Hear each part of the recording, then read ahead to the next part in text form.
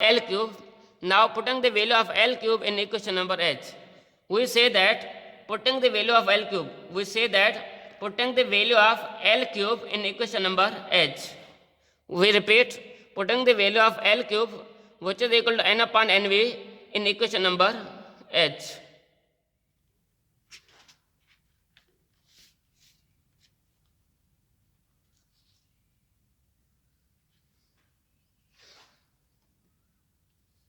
So here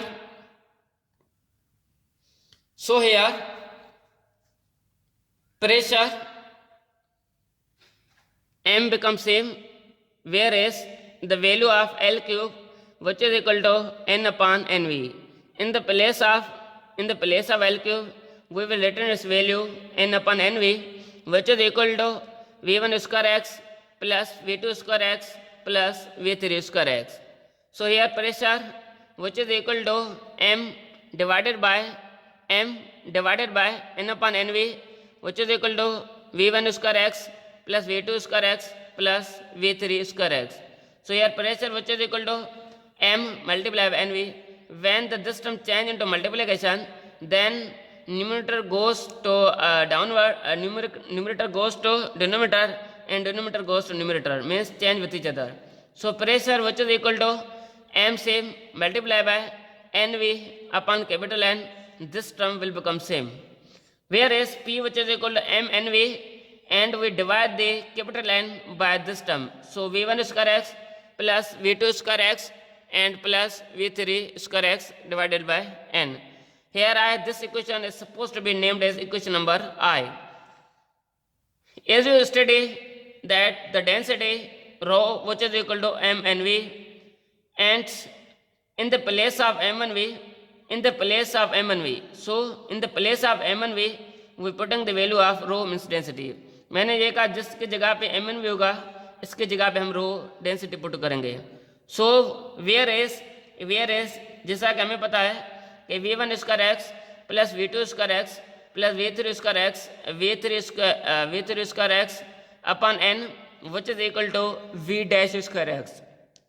मैंने ये कहा जिसकी जगह पे एम एन वी होगा, इसकी जगह पे रो आ जाएगा, डेंसिटी आ जाएगा, और जिसकी जगह पे v1 square X plus the v2 square X plus v3 square X upon n, इसकी जगह पे v डैश स्क्वायर आ जाएगा. ये वाले पुट करेंगे.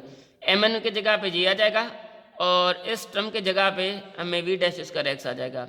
So putting the values in equation number I. So pressure will become same, whereas in the place of m1v,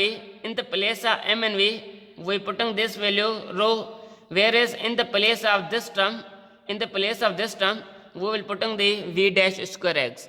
So now the total velocity of molecules, as we know that now the total velocity of molecules present in the cubical vessel. Total velocity of molecules present in the cubical vessel.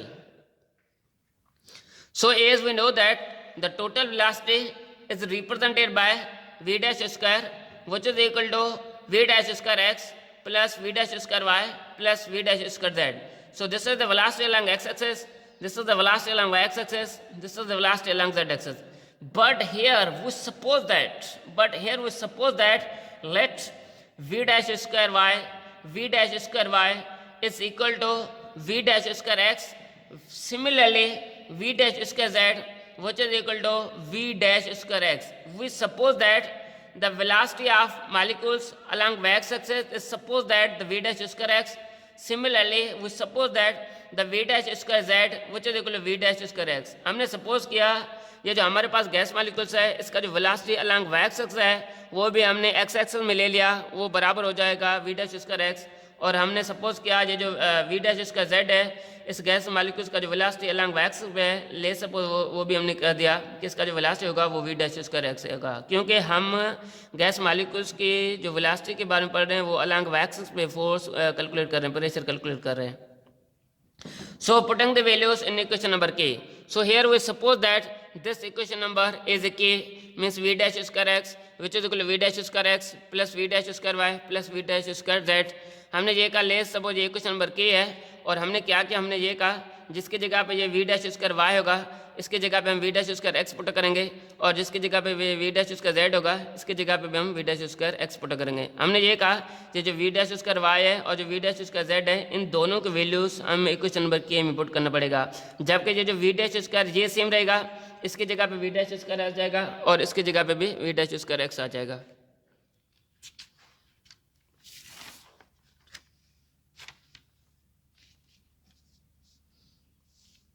So we have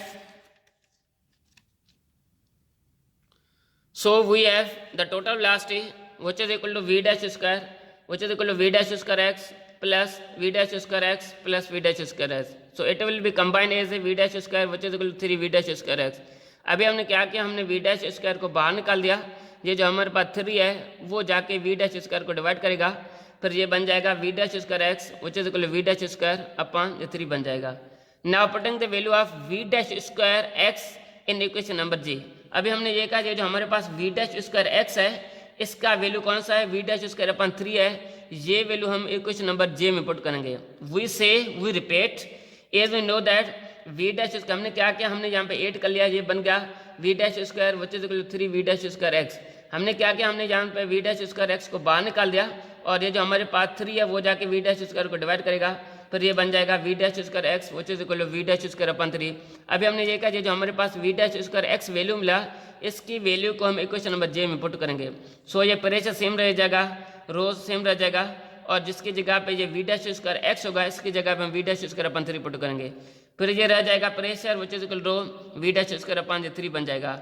अभी हमने क्या किया आपने कोई पता होना चाहिए, इसके साथ साथ कोफिशिएंट तो मल्टीप्लाई हो सकता है, सो ये बन जाएगा pressure which is equal to 1/3 rho v dash square। This is the equation which is used to find the pressure of gas, और इस इक्वेशन के लिहाज से हम प्रेशर ऑफ गैस मालूम कर सकते हैं।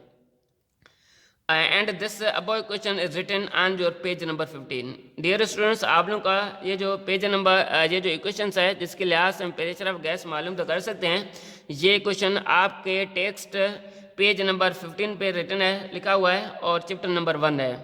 और आप लोगों का ये जो हमारे पास जो नेक्स्ट जो टॉपिक होगा डियर स्टूडेंट्स, आप लोगों का नेक्स्ट जो टॉपिक होगा वो डेरिवेशन ऑफ गैस लॉ होगा, और जो डेरिवेशन ऑफ गैस लॉ है वो आप लोगों के पेज नंबर 16 पे लिखा हुआ है। पहले आप लोग इसको देखें कि इसका इक्वेशन कैसे बनेगा, और उसके साथ साथ जो हमारा पास जो नेक्स्ट जो लेक्चर होगा वो होगा डेरिवेशन ऑफ गैस लॉ। इसलिए आप लोगों का जो होमवर्क होगा वो डेरिवेशन ऑफ गैस लॉ होगा, और ये जो डेरिवेशन ऑफ गैस लॉ है आपके पेज नंबर 16 पे लिखा हुआ है। पहले आप लोग इसको जो है सबसे पहले डेरिवेशन करके देखें, और इंशाल्लाह हमारा जो नेक्स्ट लेक्चर होगा वो भी डेरिवेशन ऑफ गैस लॉ होगा। और जबकि अभी तो आप लोगों को ये डायरी है कि आप लोग इसको अच्छी तरीके पढ़ लें और इसकी इक्वेशन ड्राइव कर लें। सेकंड लेक्चर हम इस पे लेके आएंगे derivation of gas law, and this topic will be written on your page number 16। So here we define the first term. So here we will define the first term mean free path. How we can define the term mean free path? Here mean free path can be defined as it is the average distance covered by the molecule between two successive coulomb। Means दो successive coulomb के दौरान ये जो हमारे पास gas molecules है ये जो average distance cover कर रहा है, इस एवरेज डिस्टेंस को हम नाम देते हैं mean free path. So how we can define the term mean free path? Mean free path is defined as average distance covered by the gas molecule between two successive coulomb। Means दो successive coulomb के दौरान ये जो हमारे पास gas molecules हैं वो जो average distance cover कर रहे हैं, इस एवरेज डिस्टेंस को हम नाम देते हैं mean free path.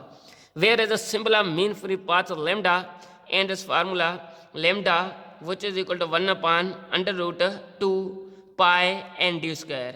Here n number of molecules, d indicates diameter molecules, lambda is the symbol of mean free path। So how we can define the term mean free path? It is the average distance covered by the molecule between two successive coulomb is called mean free path। So the symbol of mean free path is equal to lambda, whereas the formula of mean free path which is equal to lambda 1/√2 pi n d square। So whereas the mean free path depend upon the diameter of molecule, so the symbol of diameter is d। Here n indicates number of molecules, whereas diameter d indicates the diameter molecules, whereas lambda is the mean free path। So dear students, मुझे लग रहा है कि आज जो है बहुत dose हो गया और इसकी वजह से अभी हम इसको वाइंड अप करेंगे और हमारा जो नेक्स्ट लेक्चर होगा वो डेरिवेशन ऑफ गैस लॉ होगा। और जो डेरिवेशन ऑफ गैस लॉ है वो आपके बुक पेज नंबर 16 पे लिखा हुआ है, जबकि चैप्टर नंबर 1 है। आप लोग इसको अच्छी तरह से पढ़ लें।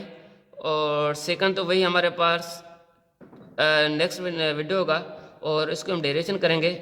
और आजकल जो हमारे पास ये वीडियो है, पहले आप इसको अच्छे तरह डेरिवेशन करके देखें और इस इक्वेशन के लिहाज से हमारे पास जो एक्सरसाइज के प्रॉब्लम्स हैं वो हम सॉल्व करने की कोशिश करेंगे। So finally we say that may Allah bless you in your right mission. So Allah Hafiz and thank you.